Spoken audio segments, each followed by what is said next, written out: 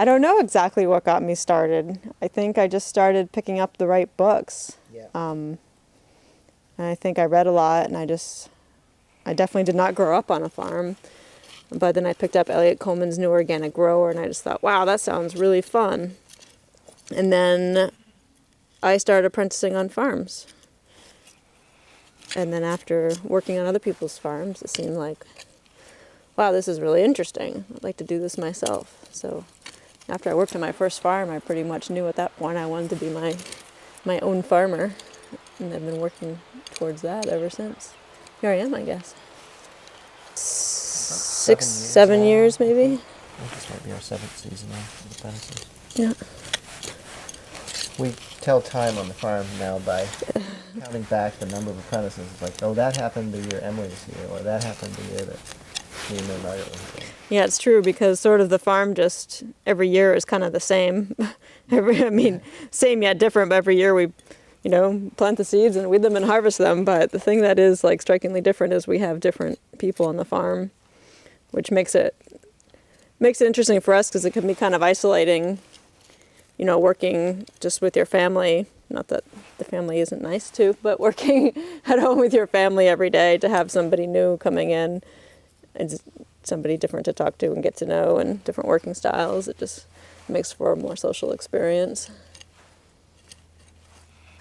We don't really have big mess ups or anything. Everybody's different and has their own strengths and weaknesses, and we've tried over the years to hone in on people's strengths and set them going in that direction.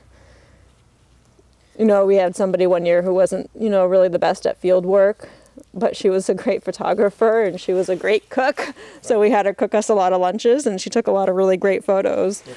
Which we still use all the time in our promotional material. So, we try not to focus on what people...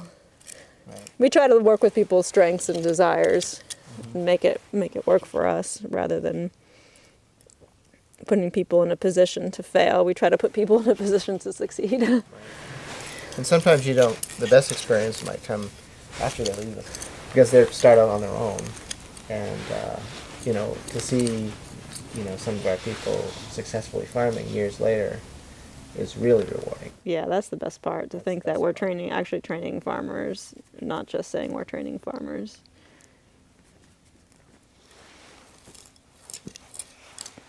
Yep. We wanted to just have a farm where we could take care of everything ourselves and just work together.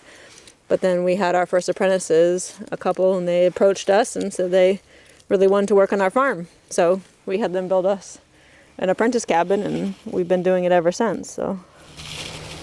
Right, it's nice to have people who are really motivated and seek you out. Yeah, it's sort of like the right people. We really try not to bring people on who aren't going to fit on the farm. But when somebody comes along who's really good for us, then we'll make a spot for them. That's true. Anybody who comes to us, if they really want to work, if they're high school students or CSA members or whatever, they want to put in some time, and we're always really happy to have them. Yeah, definitely part of the farm is being part of the community, and the more people we have engaged in the farm, I think the better off we are.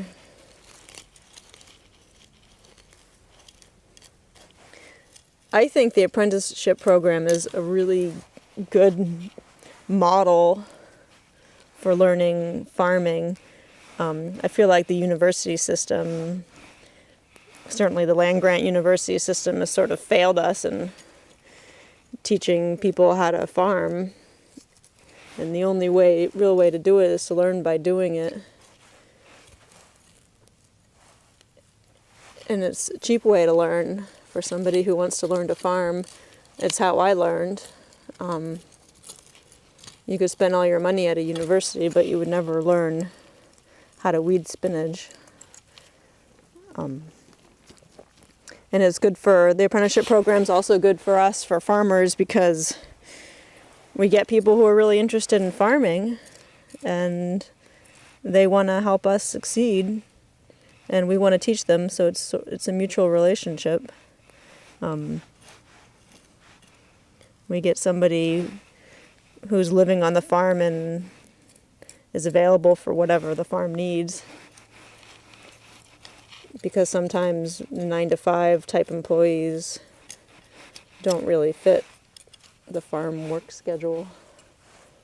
So it's nice to have somebody who's here for the whole season, where they get to see everything from seeding to planting to weeding to harvesting and taking care of the animals. And because I think if you see the whole cycle, you understand it a lot better.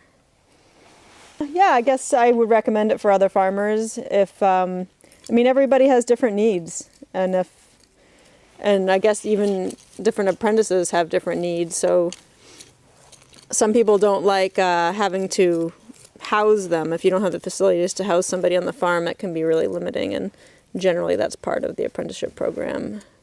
But I do, yeah, I think it adds a new dimension to farming to have young people who have the energy and desire to help you. I think it's really good. I think the educational workshops that they have at the different farms is really useful for getting the apprentices to see, because a lot of times they're just working so hard and spending so many hours at their own farm, and to have them get out and see other people do it is really valuable, I think.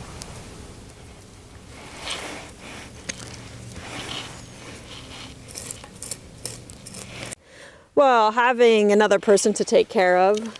When we had the baby 2 summers ago, it definitely added another dimension. Now we spend a lot of time with her, which leaves less time to spend doing homesteady type things or farm type things. So it's just more stuff to juggle.